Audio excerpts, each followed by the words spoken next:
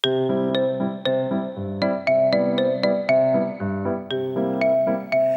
家问千万字，大家要跟大家做伙来拜一日。过去咱新闻常常讲到校的俗语，另外咱新闻嘛捌报道金门的海底有人发现校。今仔日要甲大家小解，这一日就是校好校第7条。校是一款甲壳类的鱼仔动物，头也有形坎的壳，亲像是马的蹄，所以某人讲是马蹄蟹。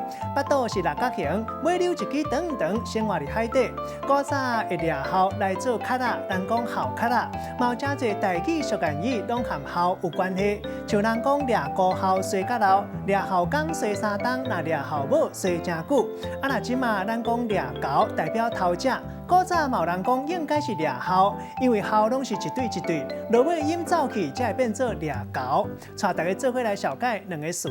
头一个读做校壳仔，就是养汤的壳仔。古早拢是用校做的，即马大部分拢是白铁啊，嘛有用茶做的。第二个呢是一句俗谚语，人讲好校，大家赛哪老。这字面的意思是讲高级校煞料理甲闪使，意思是讲好代志，哪会处理甲哩哩啦啦。咱用一句话来举例，甲这两个例夹做伙。譬如讲，对老师傅来讲，手工做校壳仔是真简单的代志，结果新看教的师仔也未熟手，就咱学爸母，规拢袂用的，亲像是好校，大家赛哪老。今仔日小解这一日读做校，提供给观众朋友来参考。